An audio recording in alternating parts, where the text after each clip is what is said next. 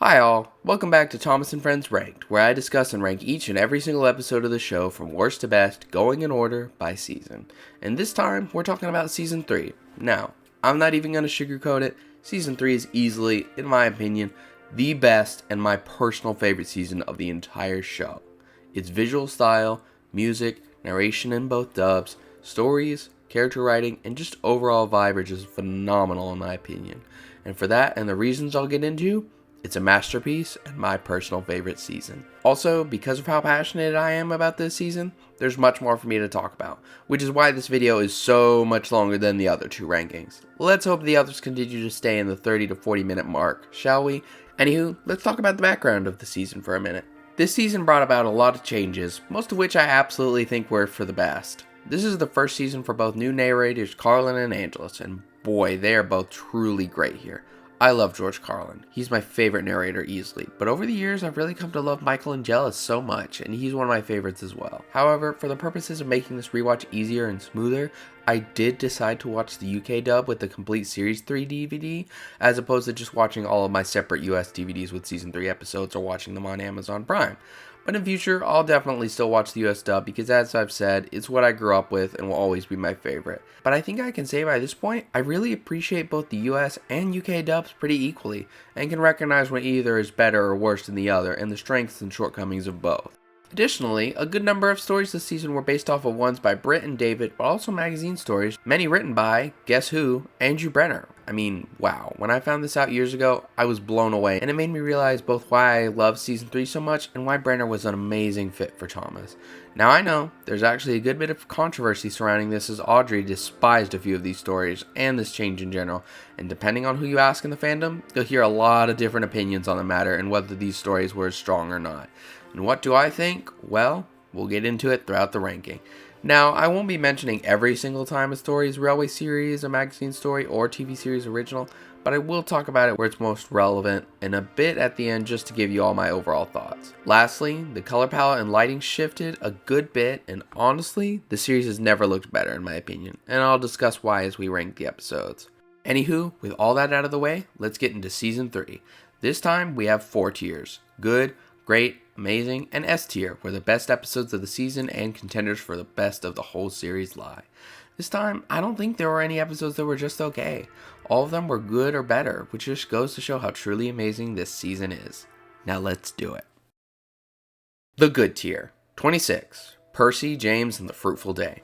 So, this is the weakest episode of Season 3, and honestly, it's just fine. Good, even. It's, well, as the title implies, a Percy and James story where they get into a, well, sticky situation. James is giving Percy shit about supposedly being late and unreliable, and brags as he does, but upon taking a fruit delivery, his brakes get jammed, and Percy is asked to take the train, much to James's disappointment. Though Percy gets a good laugh at James's expense, it doesn't last long as he crashes into a siding and gets covered in fruit, which looks hilarious, by the way. At the end, both engines are left feeling silly, but thanks to kind words from Thomas, feel comforted and better. Yeah, pretty simple story, but I enjoy Percy and James stories, and this is only one of many. And the theme of them trying to one-up or embarrass the other, and Thomas getting stuck in the middle of it all, it's a decent story. This is only one of many, and the theme of them trying to one-up or embarrass the other, and Thomas getting stuck in the middle of it all, I like it. It's a decent story, but nothing too special. It's a pretty good, decent episode. Good tier, but rides the line. And hey, if this is the worst of the season and it has some pros about it, then the season only gets much better from here. And trust me y'all, it absolutely does. 25, One Good Turn. I won't lie, this is definitely one of the weaker episodes of Season 3, but honestly, Bill and Ben at this point in the series are still really fun and entertaining characters that cause mischief and get into antics, but also have good hearts, mean well in the end, and always get the job done. The interactions with Boko are great and show how good of friends they become with him, and that they look up to him, but also have a good time laughing at him. Even Edward losing patience with them is funny too, showing that even Edward gets fed up with bullshit at times. It's also nice seeing the twins outside of the quarry again, and in a different setting where they work hard and try to impress but get into antics anyway. In this one, they're asked to work at one of the yards on the branch and help out, but ultimately get into a feud with one another over something silly. But thanks to a plan devised by Boko, the two are forced to work together and quickly make up.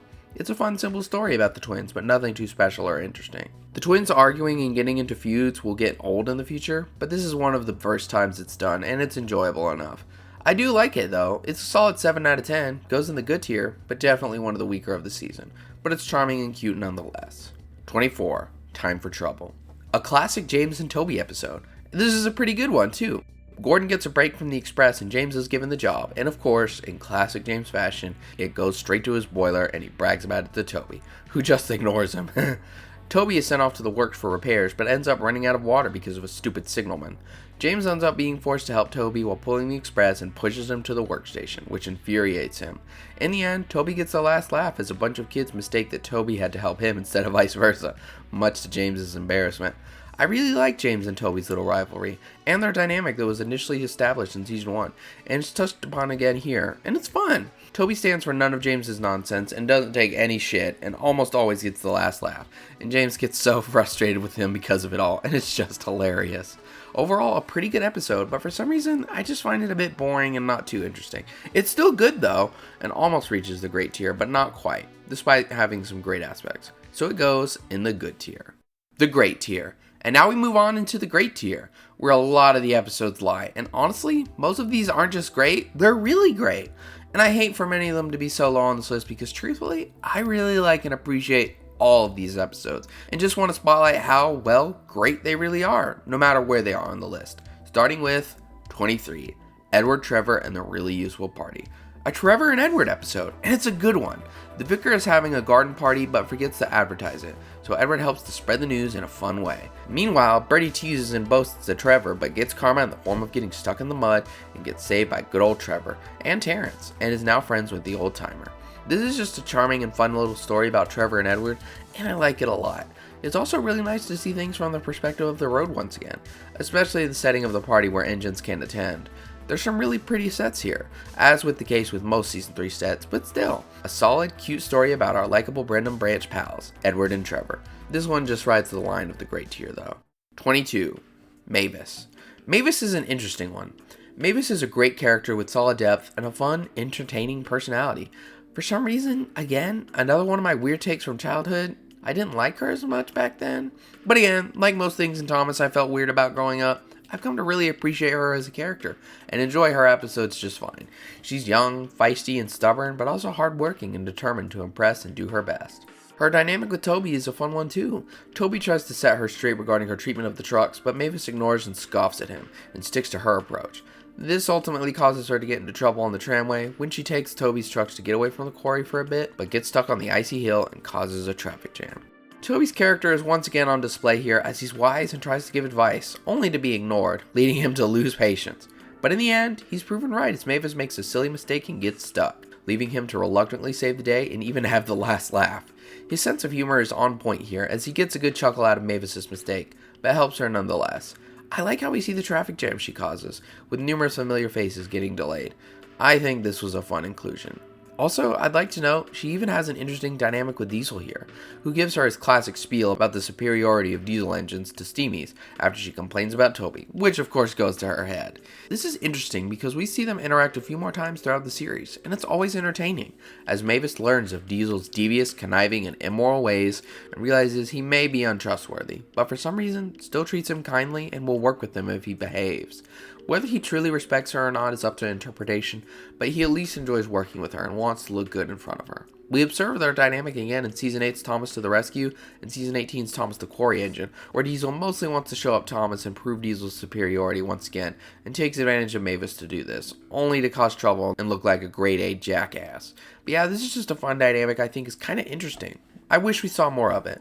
Also, I like this moment where the farmer gets pissed and is said to have told Mavis just where she can stick her train. Anyway, a great episode about Mavis, her stubbornness, her dynamic with Toby, and the beginning of her character arc. B tier. 21. Diesel does it again. Diesel's official return to the series, and it's really great. We start with Duck and Percy working at the harbor, frankly one of my favorite settings in both this season and the series, as it's just so photogenic, memorable, pretty, and serves as the main setting for a good number of favorite stories of mine.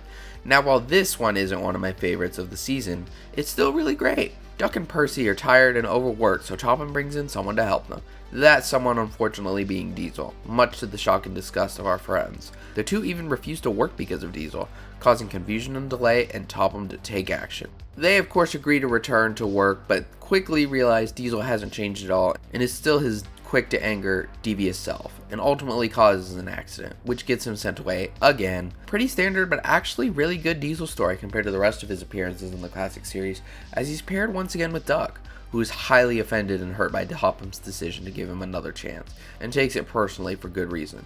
Diesel is well done here, but isn't at his peak in my opinion, which we'll talk about another time, but has quite a few great appearances this season that I'll go over each time. He's a devious asshole who just causes trouble and shames Duck and Percy into not telling Topham about his behavior so he'll get away with it, but of course still doesn't in the end as a result of his own stupidity and is sent away once again in disgrace, or at least is at some point this season. Percy is good too here, and serves his role but isn't quite as interesting as the context and dynamic between Duck and Diesel.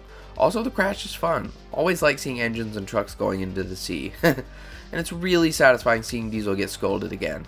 But yeah, a really great episode that shows one of the best rivalries in the series that sadly never gets touched on again, at least as far as I remember. But it totally should have been, and had so much potential.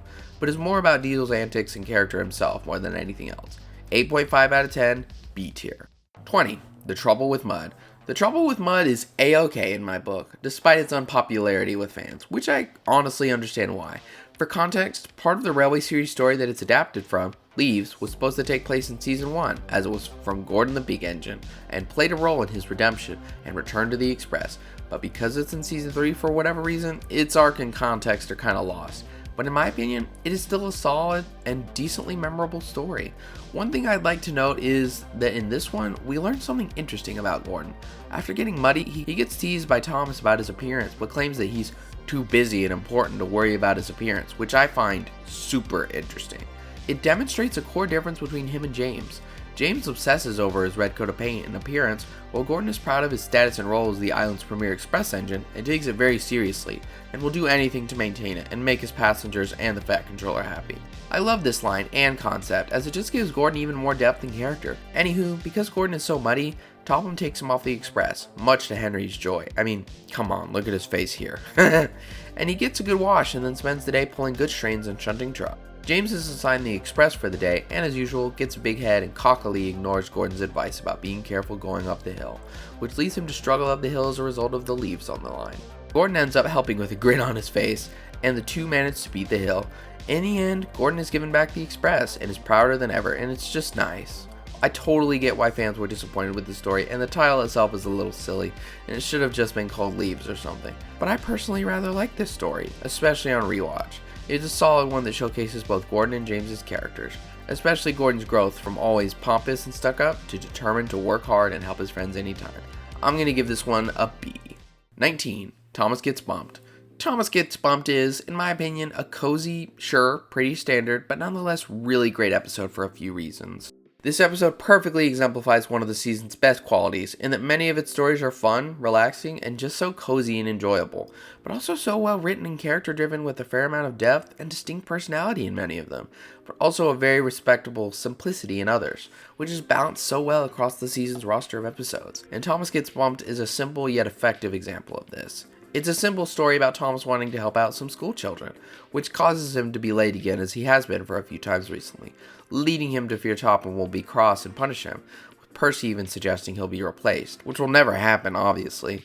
Thomas unfortunately has an accident by no fault of his own and ends up having to work in the yard while workmen mend the line, and Bertie helps out in the meantime. Of course, the line is repaired and Thomas is able to get back to work and thanks Bertie for the help. Now, I know that doesn't sound super interesting and is a rather standard story, but in my opinion, it just works and is enjoyable enough to reach greatness. And in a way, serves as the standard and baseline for most Season 3 stories in my opinion, with very few being weaker than it and many being on the same level, but also many being even stronger. Thomas is one of my favorite characters, and this plus a few more episodes showcases his now more mature and likable character perfectly. But I'll talk about that more in another even better episode in this ranking, but for now, this one is a solid B.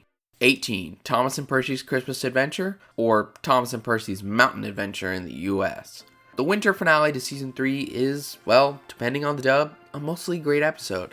Now, for the purposes of this ranking, I did watch the UK dub, so I'm mostly talking about the Christmas version, which I think is the definitive version of this episode. but I'll briefly mention the Thanksgiving version as well. It's honestly just super weird that we got a Thanksgiving episode of Thomas when it's supposed to be set in the UK, remember? It's fine, I guess, and the story is basically the same, but for a different holiday, it's whatever. The US version is a 7 out of 10. It's only memorable because of how different it is, but Season 3 in winter is beautiful, and I do love me some Winter Thomas episodes. Anywho, if we're talking about the UK version, this is a really cute, wholesome story about Thomas and Percy banding together with familiar faces to help one of the villages on the branch line during Christmas. And in the spirit of Christmas, the villagers come together to bring the engines presents, parcels, and a very Merry Christmas, and it's so endearing and heartwarming. I really like this version of the episode. It's just great. Not as strong as Thomas and the Missing Christmas Tree, but still pretty awesome. However, because of the US dub, which is only good, this episode is stuck in just the great tier, and as a result is where it is in the list, B tier. 17. Toby's Tightrope. Another fun Mavis and Toby story. Mavis complains to Percy about her grievances, particularly her beef with Toby, which infuriates Percy and causes him to defend Toby, and rightfully so. I love the line, "Toby has forgotten more about trucks than you will ever know." Because it's true. She yearns to go for runs outside of the quarry, but has been denied thus far, which I'm sure was not helped by her antics on the tramway.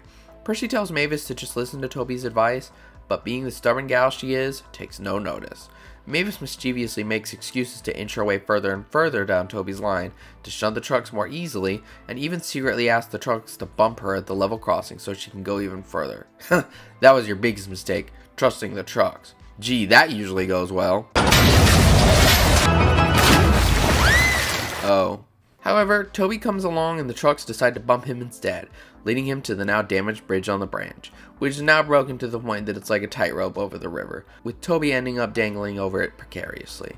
This of course scares the shit out of Mavis and teaches her to be more careful and much less stupid in the future, and she comes to his rescue and quickly apologizes.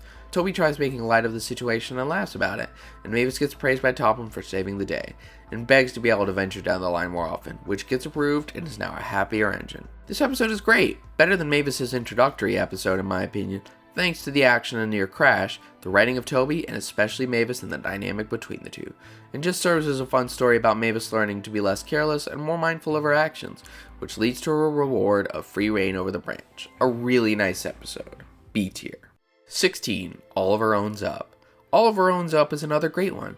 We learn more about Oliver in this one, and honestly, while it's not quite my favorite Oliver and or Toad episode, it's definitely really great, memorable, and essential for his character. Oliver is settling into his new home on Sodor and is enjoying himself greatly, but after receiving countless compliments from the other engines, gets a bit big-headed and ends up getting in trouble with the silly trucks, and lands himself in the turntable well. It's a simple but solid, character-driven episode about Oliver and his arc of balancing confidence and humility.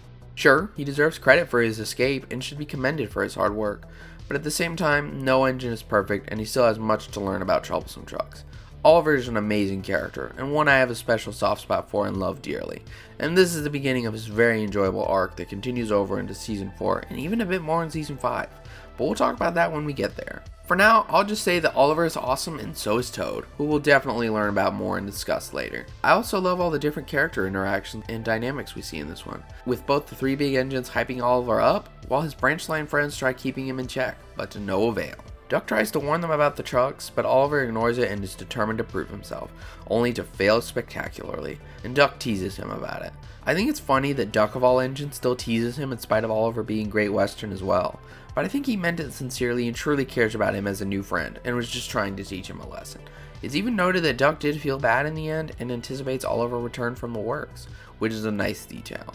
I do hate that Oliver had the accident and got so embarrassed. I don't think he entirely deserved it, because he had good intentions and has a good heart. He just got a little cocky, but it does serve as the starting point for his growth, and from here on, he's a wiser, more mature engine. And the crash is of course very fun. Overall, a really great episode about Oliver's development and his dynamics with other characters. B+ tier. 15. Gordon and the Famous Visitor. The City of Truro episode, and it's pretty great. Famous engine visits Sodor, and Gordon is of course jealous and rude, and makes a fuss, even saying never trust domeless engines, on account of Truro's lack of a dome. This obviously offends Doug because he admires Truro on account of his Great Western heritage. However, because of his ego and desire to go 100 miles per hour himself like Truro did, Gordon ends up going so fast that, as well as due to the strong winds, his dome comes flying off and Duck gets the last laugh. I really like the deeper context of this episode and that Gordon is jealous as an LNER engine of the GWR engine that claimed to have gone 100 miles per hour first, when Gordon's brother Flying Scotsman was the first to be recorded doing so, and is now famous because of it. Scotsman is unfortunately never mentioned in this episode despite the cameo of his tenders and tender engines, and the LNER isn't mentioned either, so the context is kinda lost, but I still find it interesting that Gordon's rivalry with Truro is so one-sided, and that it's based in his heritage, and that it pisses Duck off to no end. But yeah, Duck and Gordon's characters are both spot on here, but I'll talk more about them in depth in other episodes. Anywho, the way Gordon loses his dome and gets shit for it is comedic and memorable and is solid karma for his pompousness. Also, it's obviously pretty weird we never see Turo's face, and can even tell he doesn't have one. But I think it's cool the way we don't see him speak or anything. It's more subtle, and gives off an interesting vibe in that it doesn't matter what Turo says or is like, other than that he's kind and humble. And Gordon hates him for no reason, other than because his mere presence bruises his ego. But yeah, this episode is great and has solid character work and fun deeper context. B+ tier. 14. Bulgy. Bulgy is a comedic, great episode about our Great Western pals and the jackass of a bus they're forced to deal with, and the namesake of the story, Bulgy. It's great seeing Duck and Oliver now they've gotten comfortable with one another and are working on the branch line together, which we get to see even more of here, and I love it. Bulgy is a hateable but nonetheless entertaining asshole that serves as a solid antagonist for the story, and thankfully gets his karma in the form of getting stuck under a bridge, and is left in a field as a henhouse. Serves him right. Anywho, Duck and Oliver are great leads and Bulgy is fun, but honestly, I just don't have much to say about this one. It's solid and I really like it. A standard B+ episode. The amazing tier. And now we get into the amazing tier and onwards, where exactly half of the season lies. Again, just goes to show how fantastic it is in my book. 13. A Scarf for Percy. A Scarf for Percy is another episode where an engine, in this case Percy, wants to do something engines don't typically do, and then gets teased for it, and ultimately gets into shenanigans that teach them a lesson and to not be so silly. And it's a solid one. Percy and Thomas's more fun, mature dynamic is already on display, and it's really nice to see them play nice, but also tease one another with sincerity, and I really like that. That's something I'll talk about more in the other episodes, where it's more prevalent. But for now, I'll just say it's nice to see them not be so mean all the time, and actually interact like good friends would. Anyway, Percy and his desire to wear a scarf is comedic and enjoyable and makes for a fun, silly episode. The crash that Percy causes is hilarious and memorable, as it was totally his fault and gets him covered in jam and trousers. But not just any trousers, Sir Topham hats, and it lands him in extreme trouble. The fact that it gets jam all over, not just Percy, but also Topham and the passengers, is just classic. Especially this shot of jam going down Topham's face. Ha! Cheeky idiot. In the end, Percy learns not to dream too much about ridiculous things, which in my opinion, this development comes back later in another episode I'll get to. As usual, Sora looks beautiful in winter, and this is no exception, but then again, Season 3 is the best looking in my opinion, so I'd say it looks better than ever here. Also, Percy making fun of Henry's short funnel is hilarious. Overall, a solid start to the season with memorable aspects and a funny premise. A tier. 12. Percy's Promise. Before we get into the plot of this one, I'd like to note that the beginning of this episode is our first showcase of many of the new Season 3 sets, including the Seaside and Little Western sets, which yeah, aren't introduced lore-wise until later, but still. And I gotta say, it's just gorgeous. The color palette and look of the season is just perfection, and this is the first episode in the season to just show us, oh yeah, we got way better. Anywho, let's talk about the story. This is a classic Percy helps Thomas story, or just one of them helps the other in general story, and it's really sweet honestly. Percy makes a promise to Thomas that he'll take a group of children home from the seaside later, as Thomas is busy, and ends up struggling to do so because of the weather, and ultimately gets stuck on flooded tracks. However, he's able to puff on and find his way home for the children, and Thomas is eternally grateful. This is just a really sweet, simple story with a nice moral of keeping promises, and trying your hardest to be there for your friends. Then again, maybe there is no moral to this one. It's just a story about being kind and persevering through hardship for those you care about. Percy's dynamics with Thomas and Harold are both on display, and it's really nice. He still has a bit of a rivalry with Harold, but it's also shown that they've become friends, or, well, frenemies at this point. But because Harold drops some drinks off for Percy's crew, and the little exchange he and Percy have at the end, and the fact that he told Topham what happened, with a little teasing thrown in, I think it shows they both matured and have an unspoken respect and appreciation for each other, which only grows with time. Plus, in my opinion, I think Percy holding true to his promise to Thomas, or even the fact he made a promise at all, just shows how far he and Thomas have come as friends, and how much they care and trust each other now. Or maybe that's just because Britt and David decided he and Percy must be nicer to each other where possible, I don't know. But still, Percy getting stuck in the flooded area is memorable, and so is the new triumphant storm theme that plays alongside it. Overall, just a really great, sweet, and memorable episode. A tier. 11. Tender Engines. Tender Engines. Educating Gordon Day. Classic. Gordon is being pompous and rude to the other engines after they give him shit for taking in too bad water or too much coal, and it's just hilarious. Later, he sees two tenders that look a lot like the Flying Scotsman tenders. I wonder if... Oh, yeah, right. They didn't have the budget for him! Damn it! Leaving Gordon a bit envious and jealous. All the characters here are spot on, especially Gordon, Henry, Duck, and more surprisingly, Diesel? The latter, who makes a short appearance with very effective dialogue that taunts and upsets Gordon about the grim future for steam engines. But yeah, the dynamics between the big engines and Duck is hilarious, as Duck gets the last laugh over Henry, who desires more tenders, which Duck offers to give him, somehow, only for them to be scrap, embarrassing Henry greatly. Duck is one cheeky bastard in this one, and I'm all here for it. He gets a good laugh at the expense of the bigger engines, and I just find it hilarious. Gordon is a bit more sympathetic than usual, as we see him at first get shit from the engines, which is funny, but after Diesel's sly remarks, he's left upset, and you feel bad for him. But Topham consoles him and relieves him of his fear by informing him that Diesels will never take over Shodor, and it's actually endearing to see Gordon so vulnerable for once, and get comforted by his father figure, Sir Topham Hatt. I guess I never thought about it as deeply as that. Gordon even gets a good laugh at Henry after he teased him about Boiler Ache, and that's satisfying too. This story was excellent in the Railway series, and it's really great here, but definitely would have been much better with Scotsman's appearance and the added context of most of Gordon's class being scrapped. But I still like this episode a good bit. A great one about the big engine's silly antics, but also their struggles at times, and for that, I really like it, but don't quite love it. A tier. 10. Heroes. Heroes is amazing. Easily the best Bill and Ben led episode. Our two favorite troublemakers have grown tired of the boring clay pits, and yearning for change, Topham sends them to work at the harbor for a little while. Bill and Ben try their best to impress and do a good job, but the trucks ultimately trick the poor pair into making a mess, sending the pair straight back to the clay pits. However, the next day, the clay pit suddenly falls apart and comes crumbling down, but thankfully Bill and Ben are there to save all the workmen. They get congratulated by Topham and are prouder than ever. This is such a fun, simple story of the twins having a little adventure and redeeming themselves from their mistakes, and it's just really enjoyable to watch. The quintessential Bill and Ben story, and it's charming. A tier.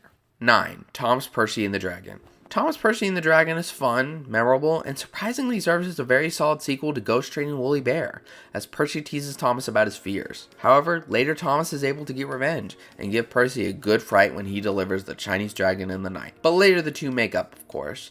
This is just another excellent episode that showcases the other well-known side of Thomas and Percy's dynamic, as they tease one another often and get on each other's nerves.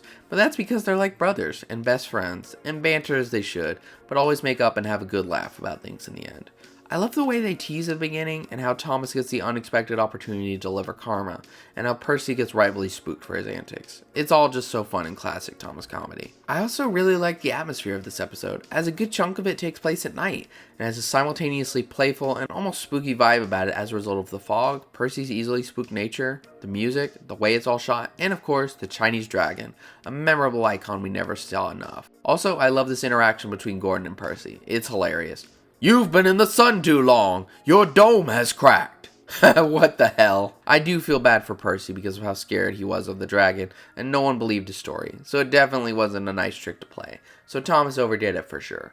But the ending is really sweet where Thomas and Percy make up, and just shows that yeah, while the show can tend to rush reconciliation and force little morals at the end of episodes starting in this season, I feel like it almost always felt smooth and actually worked rather well. As George Carlin put it, that the morals were never jammed down children's throats, and were gently massaged into the stories, which I totally agree with. So yeah, another excellent episode.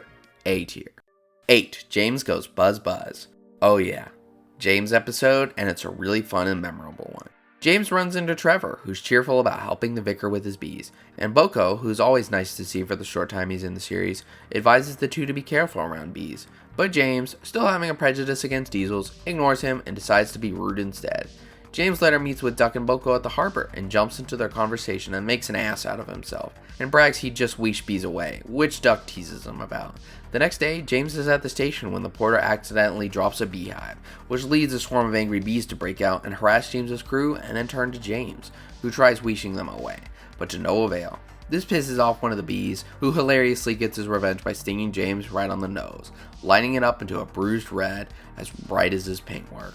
This of course horrifies poor James, who desperately tries everything to rid himself of the bees, until he returns to the orchard where their new home awaits. James ends the day at the shed by having a good laugh with his crew and the vicar about his nose and mishaps, and is deemed the bee's knees.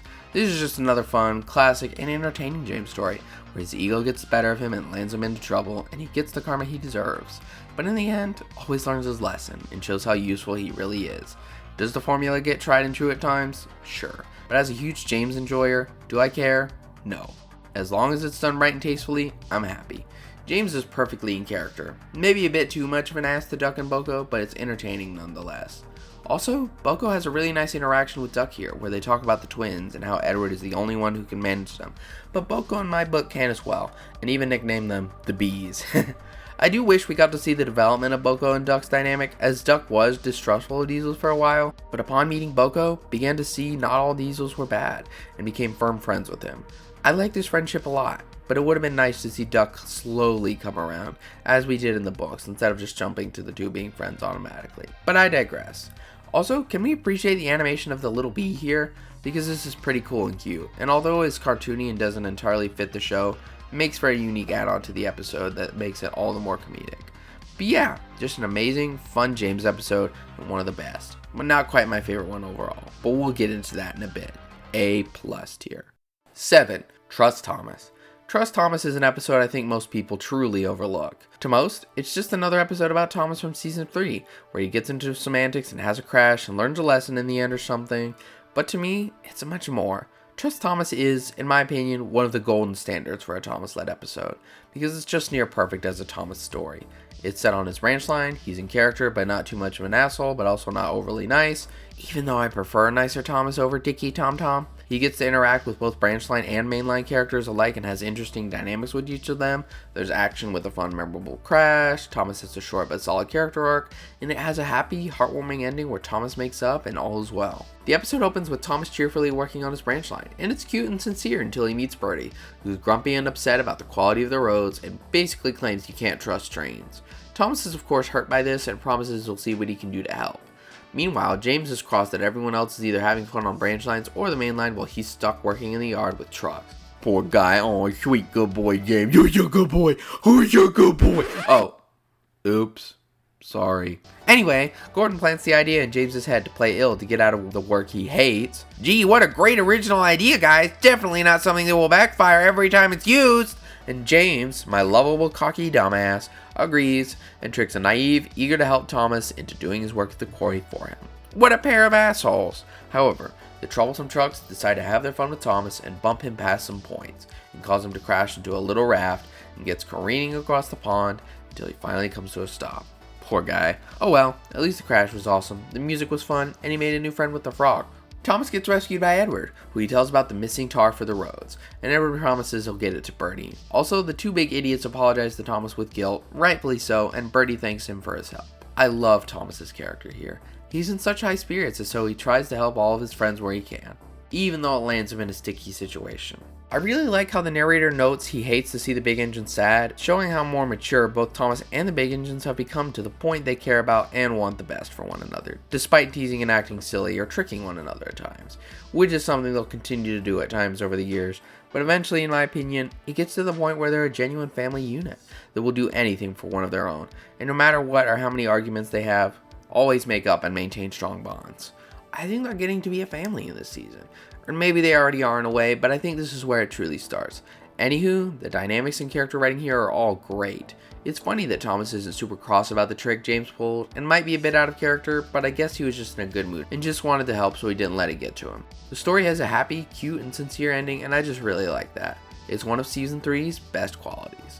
Also, Thomas's branch line has never been prettier, and I just love how it looks. All the green mixed with the light blue sky backdrop and colorful scenery and the beautiful waterfall, watermill, and seaside sets, all create a gorgeous color palette that is so pleasant to look at.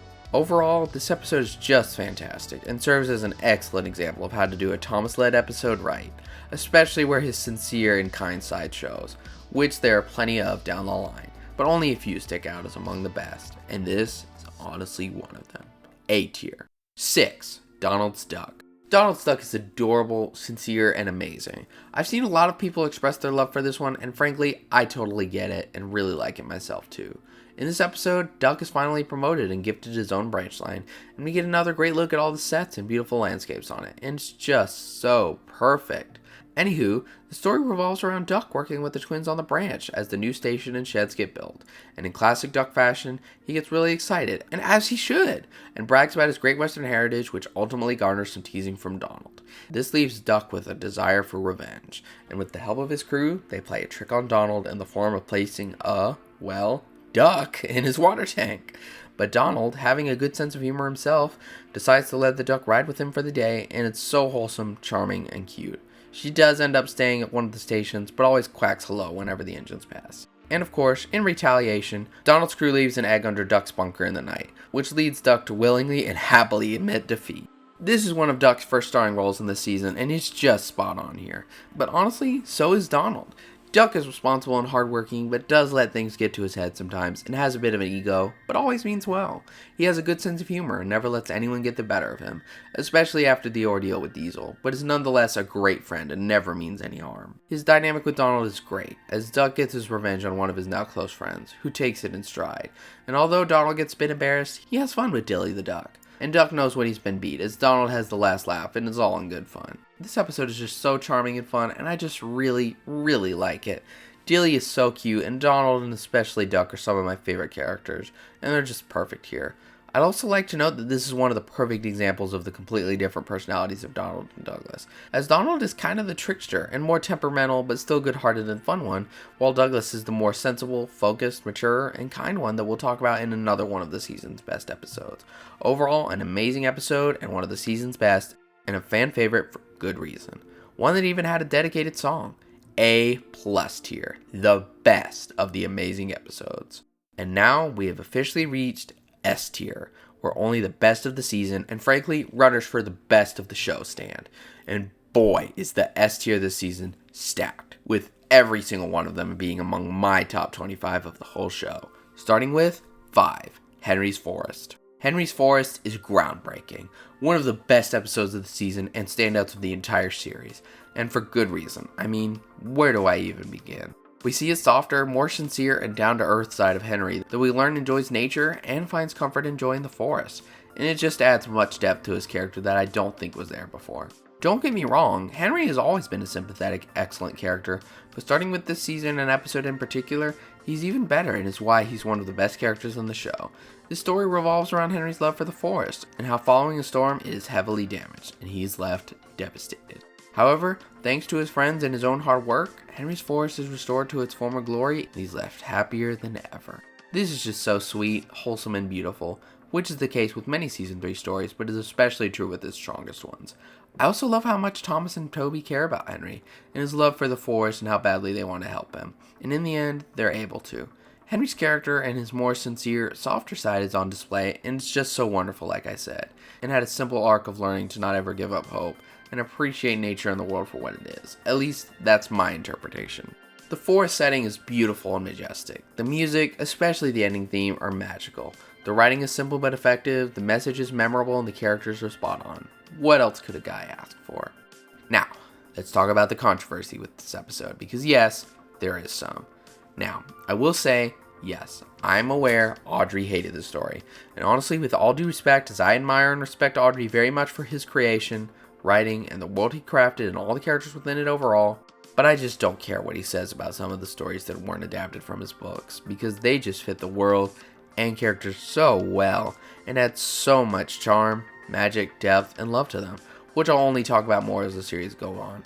I don't care how unrealistic it is, or how unfitting he claims it is for an engine to care about nature, just whatever.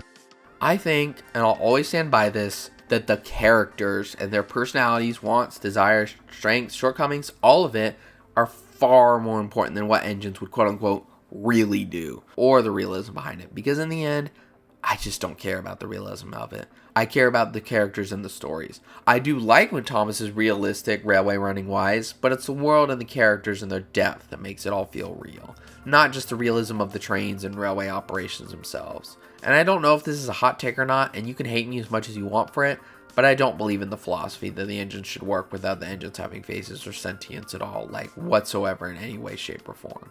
I do not understand that take at all. Sure, it's fun to think about a world where Sodor is real, and although the engines can't talk, they are real locomotives that work and exist. In our world, we have locomotives that we attribute personality and identity to. But the reality of the show and franchise is, regardless of what Audrey intended, they do have faces and do have personalities and identities and all that depth and more.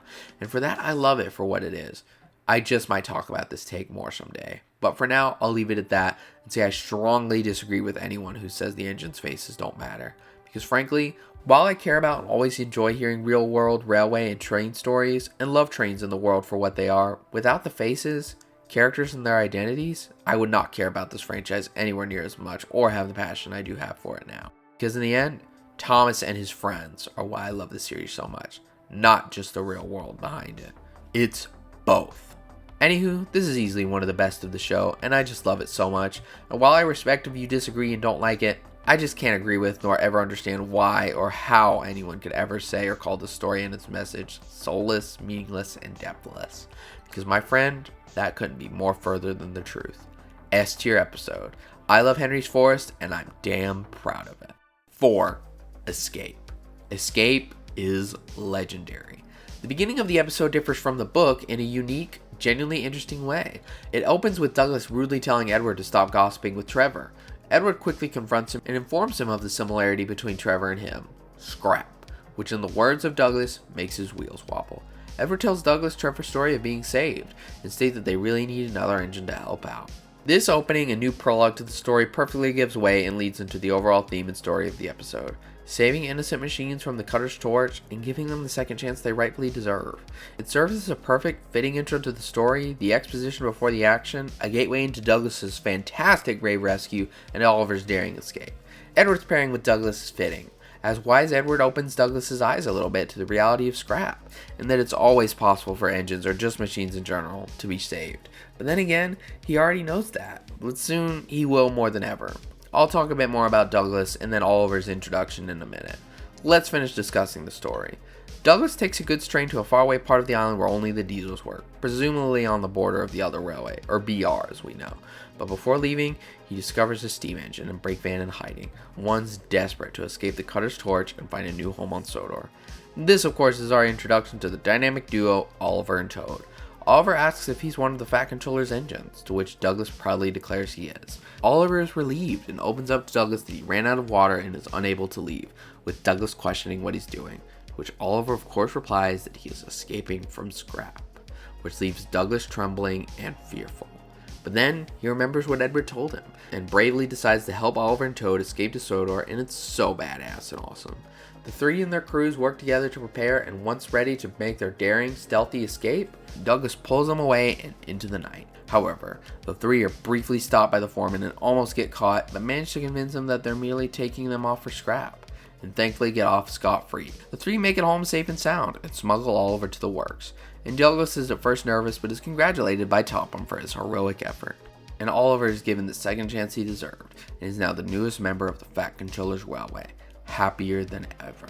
Man, this episode is just beautiful, astounding, thematically cohesive, emotional, and just improved the OG Railway series story more than anyone could have imagined.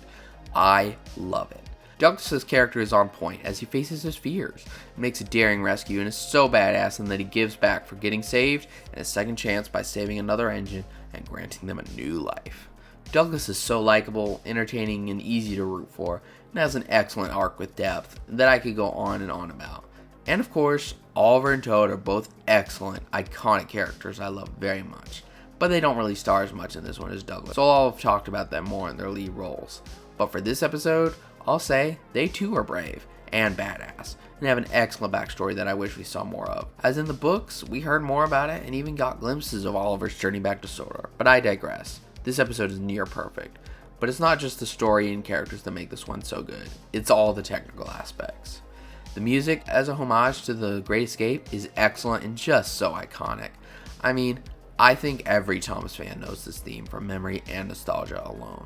The build-up at the beginning of the theme is so thrilling and dramatic, which leads into the exhilarating main segment of the theme we all know and love. The ominous vibe and atmosphere of Victorstown Yard is just so effective. Stark contrast to most of the season for sure, and it goes hand in hand with the story and theme so well.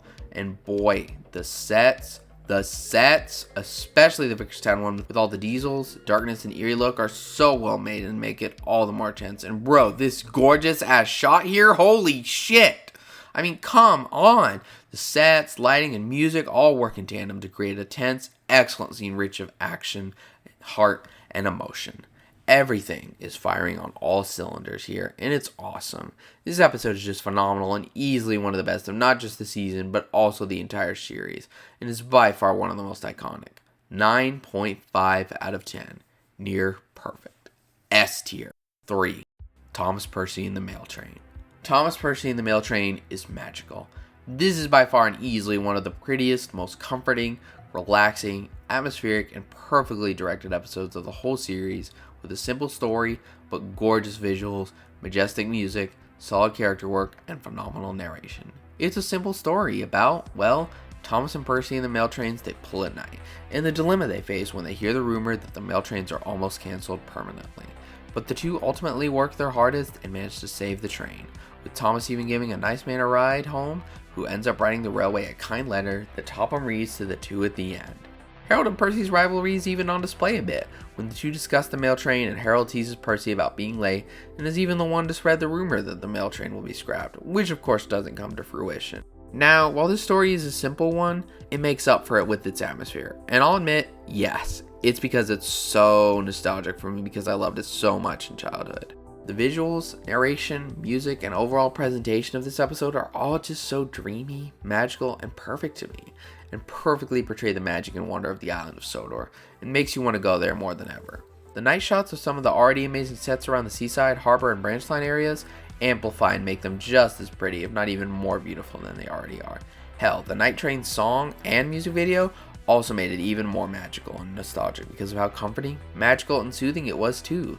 And of course, Thomas and Percy's dynamic here is as nice as it is the rest of the season, showing how hard they'll work together to keep things running and maintain one of their favorite jobs that they'll enjoy doing together. So yeah, this is easily one of the best of the season and another one of the best of the series, thanks to the magic of Season 3. S tier. 2. No Joke for James. Now guys, I don't know if this is a hot take or not or whatever, but believe me and hear me when I say No Joke for James is the greatest James story of all time and easily one of my favorites of the whole show. Does that sound crazy? Because from what I've seen, not many people think about or even discuss this episode. But for me, it's always been a classic I love and hold near and dear to my heart. For those that don't know, James is one of my favorite characters. One I'll definitely analyze one day, along with the rest of the main 12 engines. But for now, I'll say this. James is cocky, arrogant, and self-obsessed, but also comedic, good-hearted, hardworking, determined, loyal, and has so much more depth than most give him credit for. And for that, he's so entertaining and lovable. And this story is one of the main ones that exemplifies this. No Joke for James opens with a short description of James's character and what he's all about. We observe him bragging to the others about how great he is, and he's the pride of the line, blah blah blah, typical James behavior.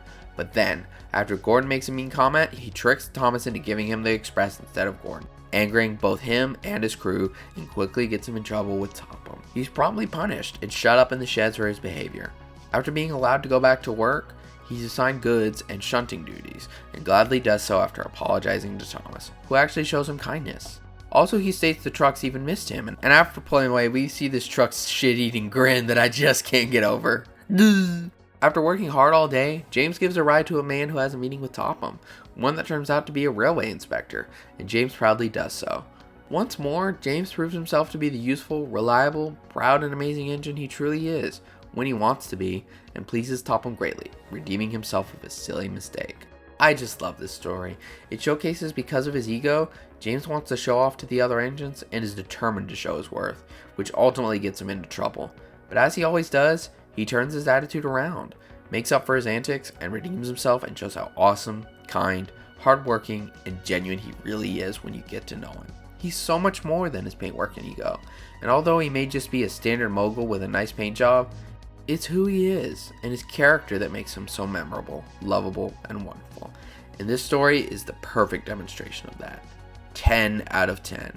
S tier, easily. The second best episode of the season, and most definitely in the discussion for best among the whole series. But of course, the number one spot undoubtedly and without question goes to 1. All at Sea. And guys, here we come to what I think is, in my opinion, not just the best episode in season 3, but actually the best and my favorite episode of the whole show. All at Sea. Now, All at Sea is perfect in my book. Everything about it. The visuals, the characters, the music, the story, the writing, the themes and morals, everything. All at Sea embodies what makes Thomas so amazing and one of the best children's shows of all time and easily one of my favorite franchises. It's sincere, it's fun, it's enjoyable, it has depth, it's heartfelt, but most of all, it has soul. Now, let's talk about the episode itself. Duck and Percy are working hard at the harbor, and while observing the regatta, Duck dreams of sailing into the ocean, venturing into the horizon, and exploring the world beyond. Gee, ever heard that one before? Percy calls Duck silly, but Duck dreams on and discusses it with Harold, who tells him of his adventures. And then Percy ultimately loses patience and tries grounding Duck in reality, but to no avail. However, when a man is injured in the sailing race, Harold brings him to the harbor for Duck to take him to rendezvous with Bertie, who takes him to the hospital. After his pleasant journey and Bertie compliments him, Duck finds joy in being an engine and realizes his value. Later, Harold drops a present for him, a flag from the regatta, delighting Duck. The episode concludes beautifully, with the narrator declaring that our friend Duck dreams on, but now knows the value in his life, his world, his identity, and has realized that sometimes the best travels in life are only those of dreams, but that everything he needs to be happy is all around him. Now, doesn't that sound nice? Amazing even? Duck is just perfect here. He dreams of adventure, wonder, and a better life where he ventures across the globe, searching for all its treasures and beautiful things, but learns the value in what he has and who he is. It's just so relatable and just so real, so deep, so mature for a kid's show, even by Thomas's standards. Duck has always been a sensible, responsible, and matter-of-fact character, but is also kind, thoughtful, and respectable. Here, despite his grounded nature, he, like many of us, still has dreams and a sense of wonder, and we see a vastly different side of him. We see a whole new layer to Duck, and it's just amazing. But also his other amazing starring roles. Duck is one of my favorite characters in the franchise, and one of the best in my opinion, books and show, even for different reasons. Percy is great too, trying to ground his good friend in reality, but Duck has to learn on his own. But their dynamic is just great, and so is Duck's dynamic with Harold, which we see again later in the series surprisingly. Harold speaks of his adventures and brags of his versatility and freedom, leaving Duck to dream on, envious of Harold's freedom, perhaps a bit jealous even in my opinion. And I mean, come on, the look of this episode, chef's kiss. One of season 3's best looking episodes, as the harbor, like I've expressed, is beautiful, and so is the countryside. And the music, especially that ending theme, just beautiful, man. And boy, the themes of this episode, man, it's deep. Usual Bloke Luke already made a video about it, and it's amazing, and I highly recommend checking it out. But I'd still like to say my piece here. Sure, the episode is about the value of home, and that theme and interpretation is excellent, but it's also about the beauty of both life and dream. Yes, the world and our lives are beautiful, or at least they can be, and in spite of our hardships, there's always something or someone to be thankful for, and life deserves to be enjoyed, and everyone deserves to be loved. But at the same time, dreams of better things, better times, better lives will always exist, and that's also beautiful. It allows us to maintain a sense of wonder and joy we might not have, but can always think about. Nonetheless, life goes on and we must stay in reality and be thankful for what we have and enjoy it for what it is. But also, never, ever forget the dream and wonder, as without that, could we even enjoy life? Because my friends, you never know. The best has yet to come. All at Sea is beautiful and perfect in my opinion, for those reasons and more that I just can't even articulate and put into words. So I hope that was enough. 10 out of 10. S tier, S tier, S tier. The best episode of the whole show, but never fear my friends, for there are still many episodes down the line that are amazing and beautiful as well, and even contend for the title and status of best of the series. But if I'm being honest, very few of them come quite even close to the highs of All at Sea. And that's a wrap on season 3, and boy did it hold up, as this rewatch was such a fun one. Now, while this season is my personal favorite, I can kind of see why many see it as weaker than the other classic seasons, and not as strong, but I'll never understand anyone who says it isn't at least great and has some amazing episodes. Sure, there's plenty of non-Audrey stories, the realism isn't always on point, and there's just a lot of differences between this season and the others, but honestly, those are all things I admire and love about the season. I for one think that while Audrey is of course, being the original writer of the Railway series, hands down the best writer of the whole franchise, he's not the only one who's phenomenal, as Britt Allcroft, David Mitton, Andrew Brenner, and of course Christopher Audrey are all amazing too, and have some phenomenal stories here, some being even better than a few of Audrey's. Yeah, I said it, shut up! And honestly, I think that's what makes this one of the best seasons. It has many amazing stories, and is the best of both sides of Thomas writing. The realistic Audrey style and the character-driven, more down-to-earth approach, both of which are perfect for this universe. And in the future, they're able to even mesh these together and create entirely new styles of storytelling for Thomas, which we will get into one day. Overall, guys, this season is just phenomenal and I love it so very much. And I hope you all enjoy it in this video, as I had a lot of fun making it like usual, but even more so for this season. So I'll see you in the next one, folks. Bye-bye!